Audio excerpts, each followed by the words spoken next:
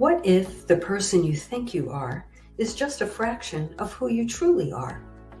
What if years of conditioning and surviving in a challenging world have left you clinging to strategies and beliefs that mask your truest nature?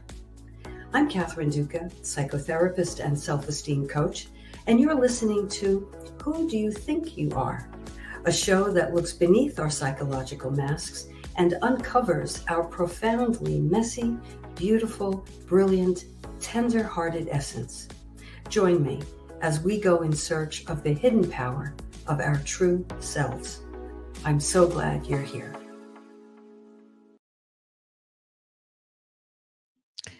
It is Sunday night. You know I am so glad that we are together. Welcome, welcome to Who Do You Think You Are?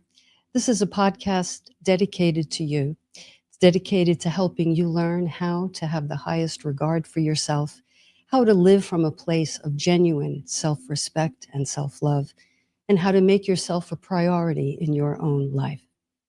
We meet here each week for curated tips and strategies designed to help you drop your psychological masks, connect with your truest essence, and simply live life more easily.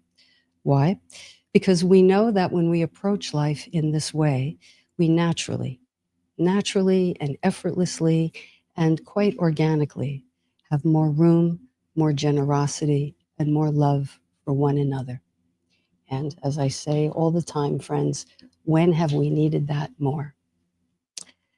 So when we talk about more room and more love and more generosity, we talk about how we walk through the world, how we relate to one another, right? And each of us belongs to an almost unlimited network of relationships, of circumstances, of events.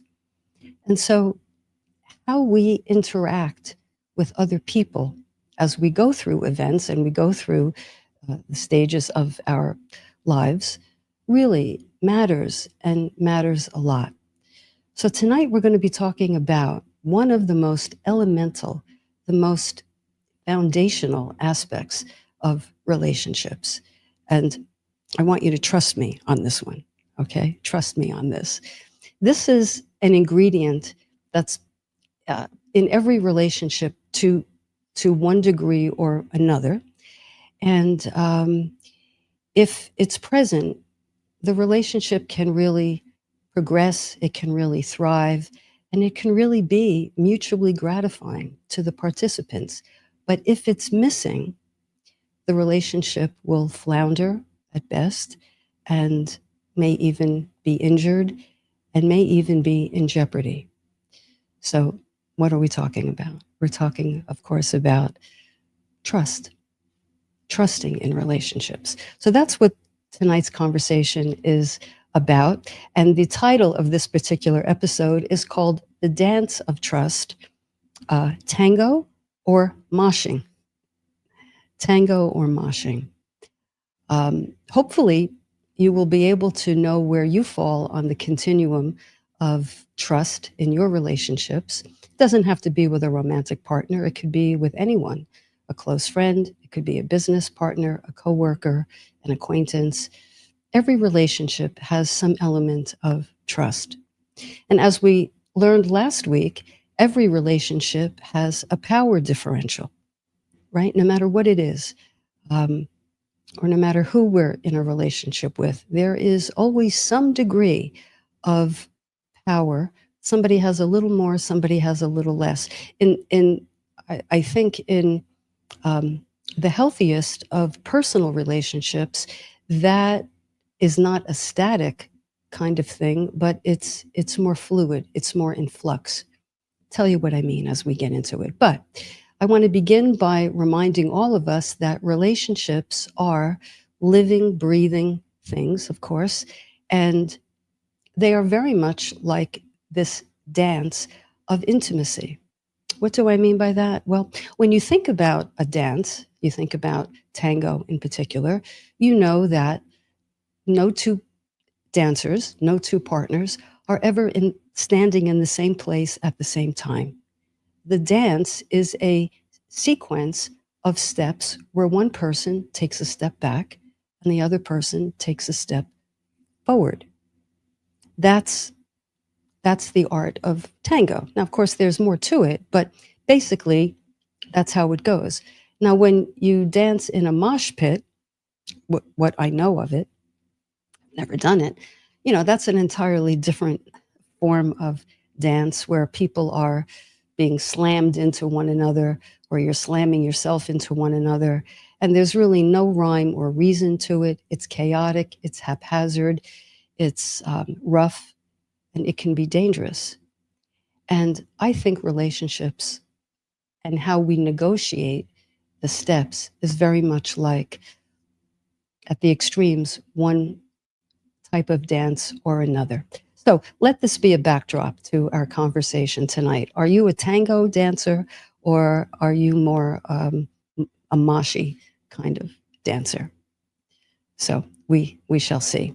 So in talking about trust, um, I want to mention a few things at the outset, some basic principles of trust, because when you go to the research, as I did, and you start to investigate trust, you'll find that there's some vagueness in terms of the definition, and I think that's because when you start to get into and investigate exactly what trust is, it's kind of complicated, and there is a whole host of variables that influence and shape the kind of trust we have in our relationships. So, that being said, we have to accept a certain definitional vagueness, but there are certain key concepts that apply across the board, and any research will highlight these aspects. And I'm going to read them to you right now. And I'm going to consult my notes tonight, probably a little more than usual, because I don't want to forget anything. And there's a lot to this subject. We often say, trust, trust, trust. We use the term as though um, it's an easy concept, but it's quite dense, and I think you'll get that idea as we dive in. So there are some aspects of trust that cut across the whole spectrum, and that is, trust involves a certain amount of risk taking. There's no getting around it. To trust someone and to hope and expect that someone will trust you, there has to be an inherent degree of risk taking. Now, the operative word there is degree. Are you someone who trusts too quickly, for example? Are you someone who trusts too easily? I once had a client very early on in my career, and I was doing the intake, and she told me, she said, Kathy, I just, I trust everyone. I trust everyone. And I thought, on the one hand, well, that could be lovely, I suppose. But on the other hand, and as she went into her life story and what brought her to the treatment room, it became clear to me, and eventually to her, that she was not really a good evaluator. She was not a good evaluator of whom she could place her trust in. So to say you trust everyone right off the bat might be a little skewed in a direction that doesn't necessarily serve your best interest. For example, if you open up to someone right away, and when I say open up, you may open your heart, you may open your home, you may open your wallet before you really have a clear enough understanding of who you're opening yourself up to and what their capacity is to honor your trust. You may be someone who may want to reevaluate, is that something that serves you to trust everyone right off the bat to a pretty significant degree? Now, I do think, well, let me paint the opposite. Um, there are people who wait and wait and wait and wait until they trust someone before they take even the slightest risk.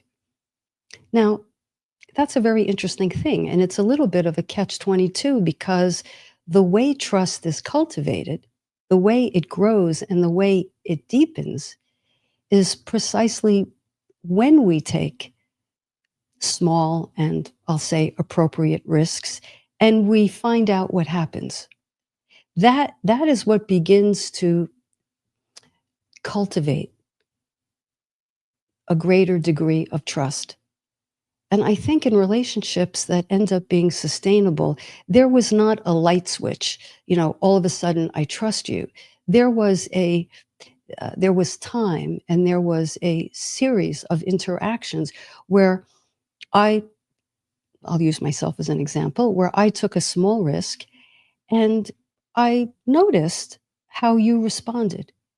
Did you meet me there? If I opened up a little bit, did you open up a little bit yourself?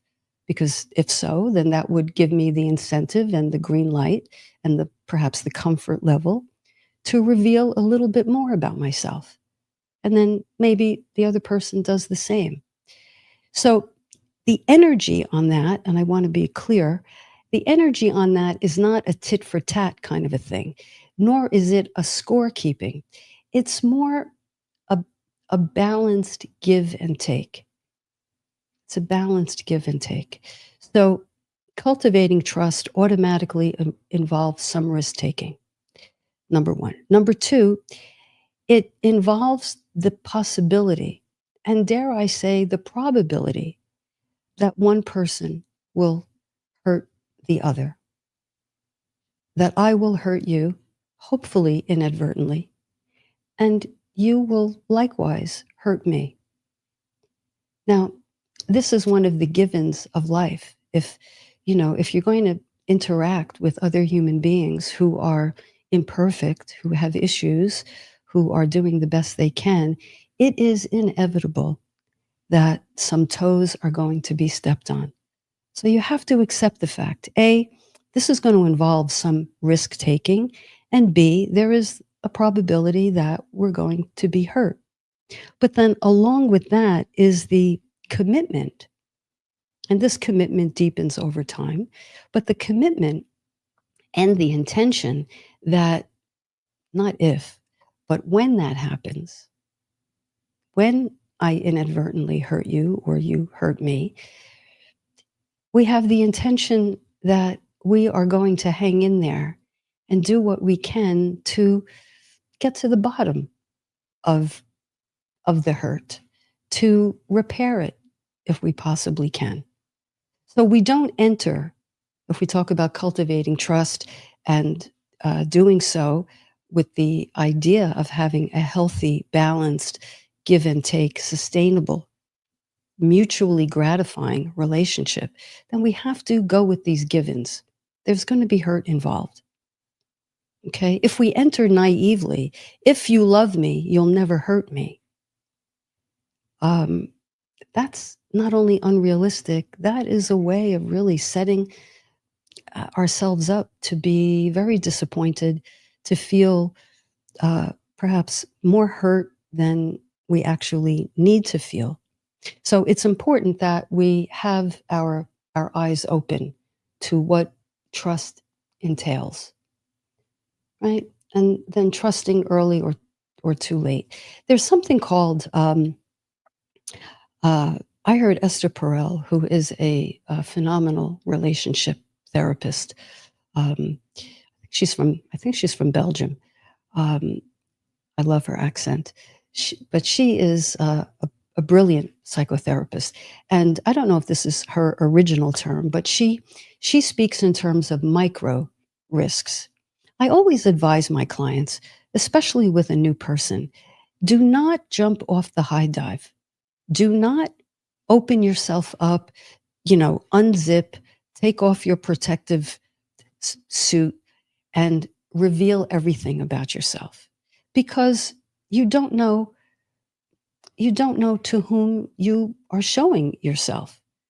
And so I think it's appropriate and healthy and wise, and very much an act of self-care and self-respect to to take it easy when it comes to opening up to other people.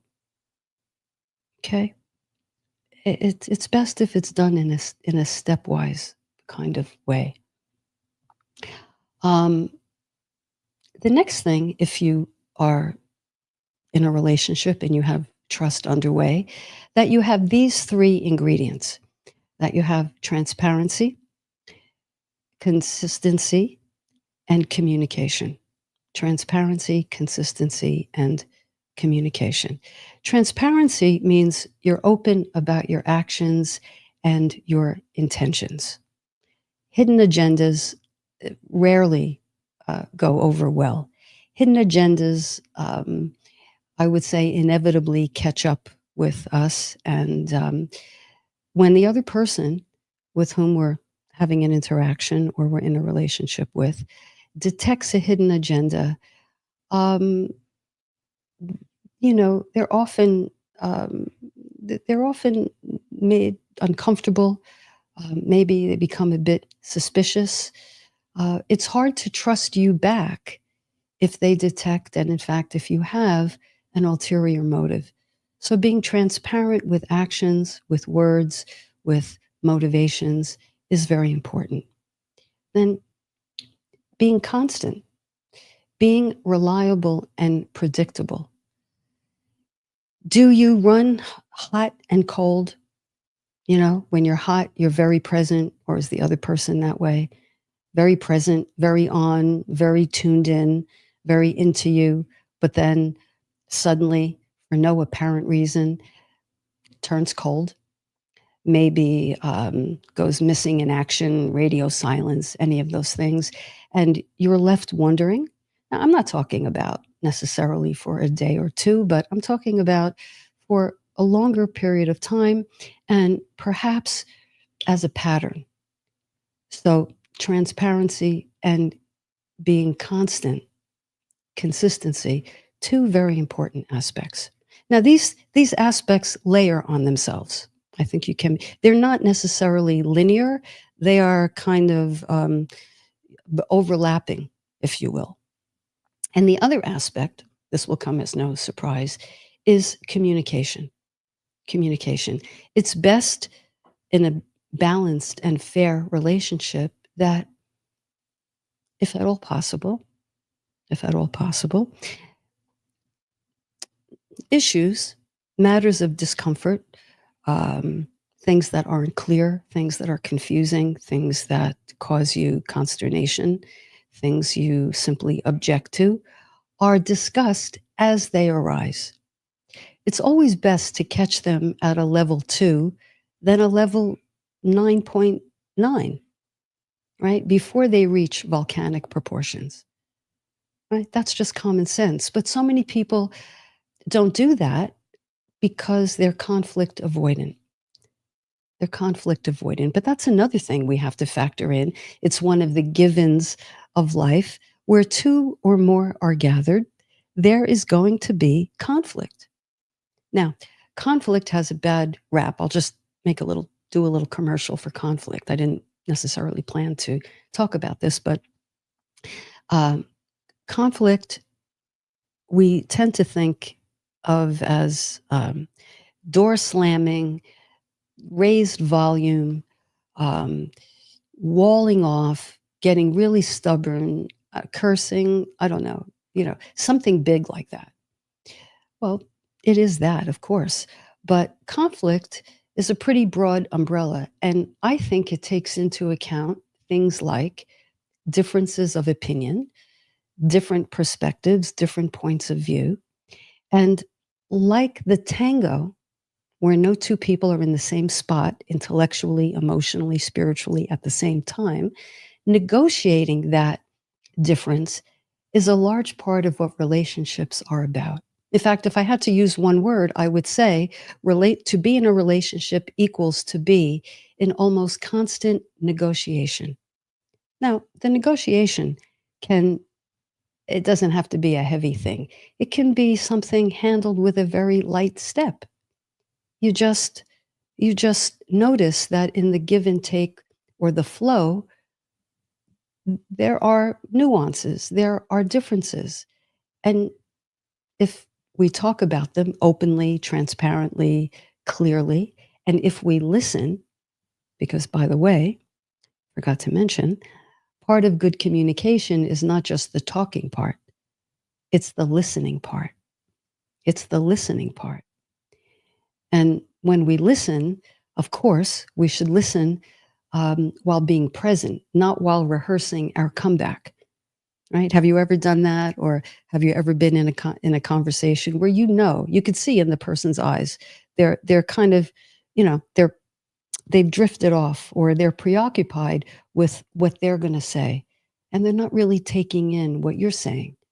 So part of good communication is in listening, giving the other person the room to let the words breathe, the room to let the words land. So, the one who is hearing, the one who is in, you might say, the passive role, is really not so passive, because active listening does as much for communication as active speaking. And this was part of a long thread. I'm not sure I remember where I started it, except to say that negotiating involves speaking clearly, saying what you mean what you say, running the risk of having a difficult conversation, because a difficult conversation is an open, honest conversation. And that's part of this dance. So, to recap, if you're going to interact with another human being, expect there's going to be hurt or disappointment or a little tension or a little static. Catch it while it's minor before it gets major. Communicate clearly, listen well, be present, and give the other the room to have their reaction, and you take the room to have your reaction. So that's the backdrop for cultivating trust. Now, I see out of the corner of my eye, some people have joined the chat. I'm going to just take a peek and see. I see we have Janine. Hi, Janine. Welcome. To put my glasses on for this. Trusting someone requires discernment at the outset. Once established, it's all about ongoing reciprocation. I agree. Trusting someone requires discernment. Well, that's exactly what I meant before, Janine, when I said we have to be good evaluators, right? If you blanketly trust everybody or you blanketly distrust everyone, you're not necessarily conducting yourself in a way that serves you. Because if you trust everyone, you're opening yourself up to be blindsided, and then you ask yourself, how did I get here? How could this person do it? Because you weren't discerning. You didn't evaluate. You didn't look at the flags. You didn't test the waters. I just read the other day, in fact, by another relationship expert, that and there was a minor disagreement because someone was being interviewed. And initially, the expert said that it takes about a year. It takes about a year to really be able to do a good evaluation. You have to see people, and the other person has to see you in a whole host of circumstances. They have to see you when you have a cold. They have to see you when you're sleep deprived. They have to see you when money's tight. They have to see you when you have other pressures that are, weighing on you, when your attention is pulled in other directions, when you're sad, when you're upset, when you're, I don't know, grieving, on and on and on. It takes time. The other person said it takes 2 years. I don't know about that. I don't know about that, but certainly it takes more than 2 weeks or 3 months to discern, is this someone I can open up to? If you're the other person who waits and waits and waits for a huge green light, you're waiting until you're sure you're never going to be rejected, then you run the risk of not recognizing when someone is a good candidate to receive your trust. When someone is prepared because of their consciousness, because of their emotional IQ, because of their relational EQ, totally prepared to hear you, to be with you, to support you, to be interested in you, fairly early on. But if you're waiting and waiting and waiting for the guarantee, you might miss the window on a perfectly good candidate. So, Janine, thank you for that discernment. I say evaluate, you say discern. The same thing, extremely important. Thank you for that. One more comment from Dawn, and then we'll digest and go to a break. I've always encouraged clients, those of you who may not know, Dawn Freed is not only my life partner, she is also an excellent psychotherapist. I've also encouraged clients to take smaller micro steps for building a relationship. I take a small risk and see how you respond. Ideally, exactly, Dawn, you take a small step, building connection and deepen the trust. You take a small risk and you see what I do. That way, neither of you gets too far ahead of the other and too far ahead of the relationship, because that's where things get a little wonky. So expectations come to play there as well if you're taking it slowly. It's like the analogy comes to mind of a person, let's say, who eats very quickly. You're eating and eating, and you're not really taking your time. You're not really savoring. You're kind of wolfing it down. Your brain needs to recognize that you have given your body enough, and your brain sends a signal, and you register that signal as, oh, I feel as though I've had enough. I feel satiated. But if you eat faster than your brain can compute that you've had enough, you're going to bypass the window where you're getting this signal in a time frame that you can work with, that you can respond to, that you can push your dish away and say, that's enough. I feel comfortable. Same thing. If you overshoot the runway in a relationship, you run the risk of missing the window where you can really discern. So I hope that makes sense. When we come back, let's take a break. And when we come back, we'll talk about what everybody wants to know about. I received some emails today on what do I do when the relationship is ruptured, when I feel really disappointed, when I feel like my trust has been fractured or even worse, shattered. So I'll speak to that when we come back from a break in a general way, because each of these aspects deserves an episode of their own. But we'll come back. So stay with me, get something to drink. You're listening to Who Do You Think You Are on New Thought Media Network. Be right back. Please help us say thank you to our organizational sponsors, including the Hefferland Foundation, Affiliated New Thought Network, International New Thought Alliance, Science of Mind Archives and Library Foundation, Center for Spiritual Living Denver, Center for Spiritual Living Midtown, New Thought Philadelphia, Planned Happiness Institute, Summit Center for Spiritual Living, One Heart Retreats, Center for Spiritual Living on the Lake, Unity Kitchener, Unity Spiritual Center Ottawa, Om Center for Spiritual Living, Satya Center, Begin Within Ministries, Center for Spiritual Living North Jersey, Unity of Savannah, and the Center for Spiritual Living Seattle, as well as all of our individual donors. Thank you for being part of the New Thought Media Network. Please like, share, and subscribe. New Thought Media Network, positively inspiring.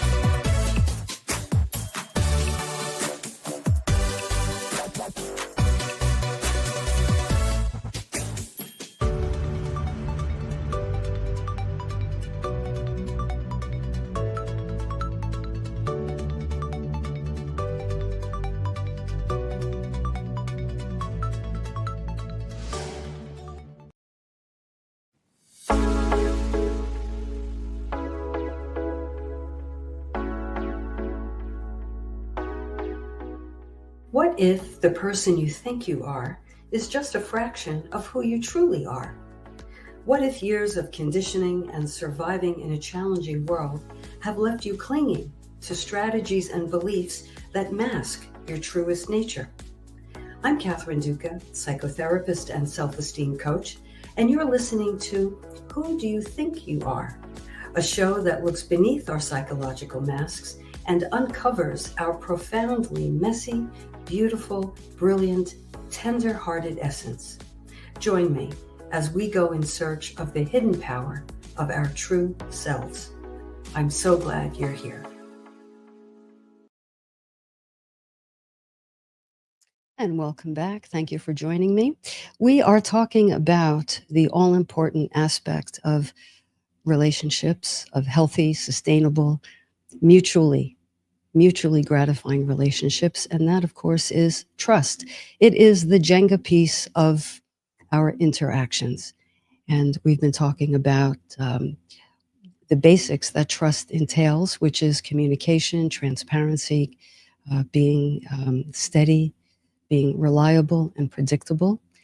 We talked about the givens whenever we interact with someone else, which is we're going to get our toes stepped on. It's just inevitable. It hurting someone, saying the wrong thing, having your timing be off, getting your wires crossed,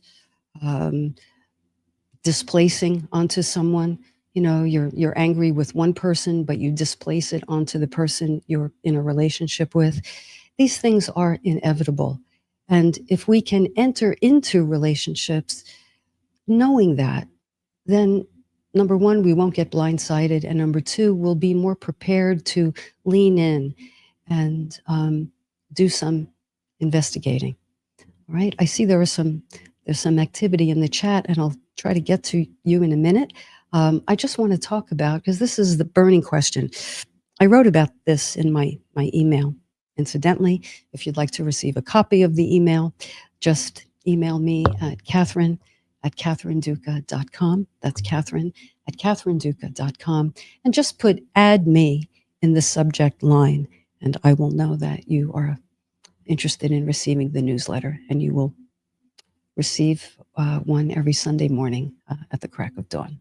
Okay, so everybody wants to know about what do I do when my partner, usually it's the partner, or the question is framed around, what do I do when my partner has made an epic mistake? Really, really, really has blown it. I invite you all to think about, and myself included, when have I done that? Because it's very much a two-way street, right? But it's always easier to think about what the other has done. But what happens? How can there be healing? Can there be healing after an epic mistake? Well, I believe, as do many psychotherapists, that the answer is yes. And I have witnessed that many, many, many times. I have seen couples, I'll talk about couples, but it could be friendships too, come back from the brink. Or I've seen couples actually cross over the brink, go outside of the cones, so to speak, and with certain things, which I'll talk about, have been able to come back. Here's the thing. That can only happen, and there's no guarantee. Okay, let me say that. No guarantee. But if there's a chance of that happening, it can only happen if these two things are in place. And these are non-negotiables. One, if the party who did the injury, say, committed the injury, if that person demonstrates sincere remorse, offers a sincere apology, and makes a sincere, wholehearted commitment to change whatever it was that led them to make the epic mistake in the first place. Let me repeat that. The person who who injured the other, so the injurer, needs to, one, show clear remorse, offer a sincere apology. And you all know what I mean by sincere apology. It's not, I'm sorry, don't be mad, don't leave me, I have abandonment issues, don't leave me. Uh, you know, it's, I recognize that I hurt you, and I'm committed to looking into what the heck led me to do that to you. Because if I love you and if I want to stay in this relationship with you, it's up to me now to protect the boundaries of this relationship that I have breached. So those are three critical, crucial, non-negotiables that the injurer has to be in the position to offer, has to have by position, this is interesting, I mean the willingness and the capacity. The willingness and the capacity. And you can't have those unless one is willing to be vulnerable. I was wrong. I can't believe I was so self-absorbed. I took the money we earned jointly and I spent it on something I wanted. I bought this big thing. I drained one of our bank accounts. Or, of course, the big one, I went outside of our relationship. Whether it was a hookup, whether it was paid sex, whether it was a massage that ended in a certain way, whether I have been completely duplicitous and have been in another relationship and have lied to you, of course. I want to know what led me down that path. If the injurer cannot offer that, the relationship really doesn't have a leg to stand on, in my opinion. Because, I'll tell you why. I have seen couples stay together because they're attached to each other, right? And or because they are afraid to be alone. So they hold on to each other. But I assure you, attachment is not the same thing. It is an underpinning, and there are different forms of attachment, and I'll talk about that one episode coming up. But for now, that is not the same thing as the emotional intelligence to go in and say, I really did something to hurt another person. And I had an intention of doing so, even if you say, I didn't mean to. Okay. Nonsense. Nonsense. I didn't mean to. Of course you didn't mean to. Of course you didn't leave the house that day with the intention of going outside of your relationship. But as it happened, you allowed it and you didn't stop it. Okay. So it's not about judgment, but it's about looking for certain criteria. And one of a crucial criterion is I am willing to look into what led me here. Okay, that's one half of the equation. The other half is the injured person, the person who's hurting, the person who's in betrayal, the person who can't believe it, the person who's devastated. That person has to have, I think, two things as well. They have to have the capacity to forgive, and they have to have the willingness to forgive. Now, admittedly, forgiveness is a complicated process. It's a complicated process, and it involves things like context and history and the injurer's capacity to self-correct. So unless you have both parties coming to the breach with this in mind, I don't think, or it's very doubtful, in my opinion and in my experience, that the rupture can be repaired or sufficiently breached. On the other hand, if these two things are in place, something extraordinary can happen. It's possible. And Gosh, I'm going to go to the chat in a minute. There looks like there's some good comments there. But I just want to say the analogy comes to my mind of the Japanese art of repairing pottery. This is so beautiful. It's called kintsugi, Kinsugi, I believe, kintsugi, the Japanese art of repairing pottery. Now, um, in this art, if a plate, say, is broken, or a vase, or some kind of pottery is broken, now if it's shattered in 100 pieces and there are shards, well, that's much, much more challenging. But if it breaks in one or two or three places, what this art does is it fills in the cracks with something very obvious. It doesn't try to conceal the crack. It actually fills it in with a precious metal, a gold or silver or platinum. Most of the time I've seen it in gold. So that you have a vase, say, and the crack is now very obvious. It's very obvious. You didn't use, what's that stuff? Crazy glue or gorilla glue to hide it, even though you can't ever quite hide it. You use this thing that actually brings your attention to the fracture. But what it means is, and what it symbolizes is, the couple comes together in a new way. They don't come together even in the old way, because there was probably something inherently amiss with the old way.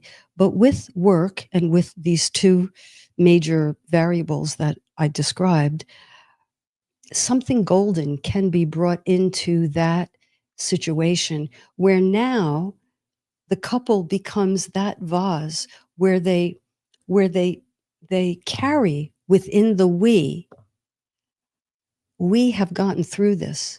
I now have a deeper understanding of how I hurt you. I have a deeper understanding of myself, what led me to do that. And I open up to you and I share with you in a vulnerable way what that was. And I give you the room to take that in and digest it, and maybe take your time to see how you feel about that. And maybe we can gradually fill in that fracture, that rupture, with some gold, so that we are different than ever before. And I submit, possibly better than ever before. So that's the art of kintsugi, and that is the art of using emotional intelligence to repair what has happened and to create a bridge. And then the I versus you becomes a we consciousness. This was our road, and we are walking it. Okay, so no guarantees, but those, that's the only way I think a repair can happen. Okay, with that, let me go to the chat and see what I can do here. Judy, just Judy, welcome. When trust is lost between parent and child, one simply can't end the relationship. It must be reestablished, however long it takes. That's right.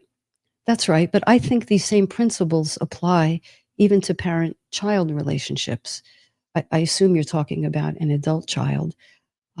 Same thing, Hey, I made some mistakes. I wish I knew differently, but I didn't. I did this because this is all I knew. Are we ever going to stop using Maya Angelou's quote? If I had known better, I would have done better. So if as a parent or anyone else, if you begin from a place of, I did the best I could, I don't think that really works, because I don't think that's satisfying to the other person or to an adult child. If you start out with, I did the best I could, because that's kind of defensive. But if you say, these were the tools I had to parent, this is the way I thought I was, I was trying to love you, trying to raise you in the best way, but I recognize now I could have done better. And after all of that, if your adult child can hear you, then I think you can say, I did the best I could, but you know what? I recognize, and I offer this to you, I recognize that my best was inadequate. Now, this is not to say you beat yourself up and you indict yourself and guilt trip yourself indefinitely, because that doesn't serve anyone. That's really you, getting self-absorbed. But it is a genuine acknowledgement. I have my limitations and I wish I didn't. And I commit to you to work on these limitations. What do you need from me? And when they tell you what they need from you, you ask them, tell me more. Tell me more. Because when you say to someone, tell me more, you convey a whole lot there. And they get that. Okay. So thank you, Judy. Thank you for that. And thank you for your openness. I'm going to go here to Amy. Amy, welcome. Nice to have you. Let's see. What if it is a he said, she said situation in which neither party accepts responsibility, but one party takes the opportunity to gaslight the other? Let's see, did I read that correctly? What if it's a he said, she said situation in which neither party accepts responsibility, but one party takes the opportunity to gaslight the other? Well, okay, Amy, that's a good question. Listen, when we're gaslit, we know it, and I think that's the time to say, that's the time to lean into your emotional intelligence. You know what you know when someone is trying to, outmaneuver you, let's say. And you say, listen, I know in my gut what I know. And I invite you to be honest with yourself and honest with me, because this double talking, this outmaneuvering really does not make me feel like I can lean in and take a step toward you. So in essence, I guess I'm saying, when you detect gaslighting, call it out. Call it out. And again, we said last week, Amy, I don't know if you heard, but it's best to speak in the I instead of you. You always do this, you always do that. But you can say, I'm not sure you're being completely forthcoming. And yes, you're using the word you, but I don't. That doesn't sound as blamey to me. Tell me if it sounds blamey to you. I don't feel like you're being forthcoming with me. And I feel like, everything I say is met with a counter argument that talks me out of what I feel. And there's a saying, I know it in my knower. I know it in my solar plexus. I know this doesn't feel good. But I think that requires, a calling upon our own self-worth to have the conviction to say to somebody, I don't think I like what's happening here. All right. So, Amy, I hope that helps. Ask a follow-up if you'd like, if you need more information. Let's see. We have some cross conversation. That's great. That's great. So, let me just go back with a couple of minutes that we have. And, every conversation, I would say every question, and this might even apply, Amy, to the gaslighting. You're right, Barbara. Forgiveness requires change. That's what I said. The injurer has to be willing to look at themselves, be honest with themselves, and be willing to say, I have a pattern here, don't I? I recognize that, and I'm committed to working on that. Not I'm going to. I'm going to is not good enough. Okay? Because you can't be in a relationship with a promise where we can only be in a relationship with what is, and we know in our knower what is. So I agree. Forgiveness requires change. And if you see a change, this is important too. Barbara, thank you for bringing this up. You know, now you need recognition on the other person's part, right? But change does not happen overnight. If you see your partner beginning to change, and there's evidence of that in the way they speak, in the way they self-reflect, in the way they honor your boundary, you're beginning to see that. Then, now, if we're talking about infidelity, which is a whole other thing, the only way a couple will get through that is if the unfaithful partner closes the door on the other relationship. Non-negotiable, airtight, full stop, nothing else to do. That is not in play. So I'm not necessarily right now talking about infidelity. I'm talking about someone committed to working on their pattern. But that doesn't happen all the way overnight. It's an arc. Now, what I've seen is one person tries and the other person, the injured party, quickly says, that's not good enough. That's not good enough. Or they do, they make a move that's positive and you say, oh, well, what took you so damn long? You should have done this ages ago. If you did this, we wouldn't be in this situation. And I liken that to a little sprout coming up through the crack in the sidewalk, right? We have a lot of cracks tonight, kintsugi and now sidewalk, but this is how I conceptualize it. A little sprout is trying to come through the sidewalk, little bitty thing, and you stomp on it because it's not a whole, it's not a whole tree. Well, you have to give it time, but it's not just empty time. It is time in which you are recognizing the other person making a legitimate, sincere move toward self-correction.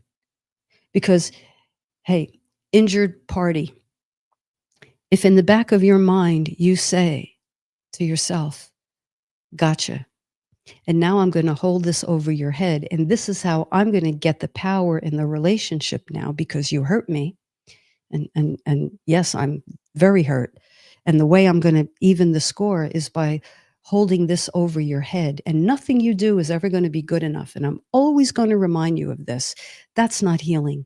That's, I don't know what that is. That's not healing. One client one time said that felt like extortion. And I could see why he felt that way. Because it was clear nothing he could do was good enough. She wanted to stay angry. So there you have it. Boy, this topic is a mouthful, isn't it? I see there are people in the chat, and I thank you for being here. Patricia, good evening. Welcome. Anthony, nice to see you. So glad you're here. Amy, again, welcome. Listen, I think what I'm going to do next week is hold on to these questions and address them next week and have a part 2 to trust. I think it needs a part 2 and a part 3. So if you'd like, email me your questions, email me your situation, and I'll see if I could speak to them next week. But I just decided we're going to have a part 2 on this next time. I hope some of you or all of you can come back next week. Patricia, Amy, Anthony, and I'll do my best to answer your questions. Trust. Trust, trust, trust. We have to trust ourselves. We have to trust our instincts. We have to trust in our self-worth. This is what we bring to the table. We can't change anybody else. We can only change ourselves. But if we want to help somebody grow, the best way to do that is to grow within yourself, to become more secure, to become more self-actualized, to raise your vibration, expand your consciousness. All of this is predicated on self-trust. So, a very interesting topic, a fascinating one. Thank you, thank you, thank you for joining me tonight. I hope you come back next week for part 2. You've been listening to me, Catherine Duca, psychotherapist and self-esteem coach. Thank you for being here tonight. I'll see you next time. Take good care. Good night.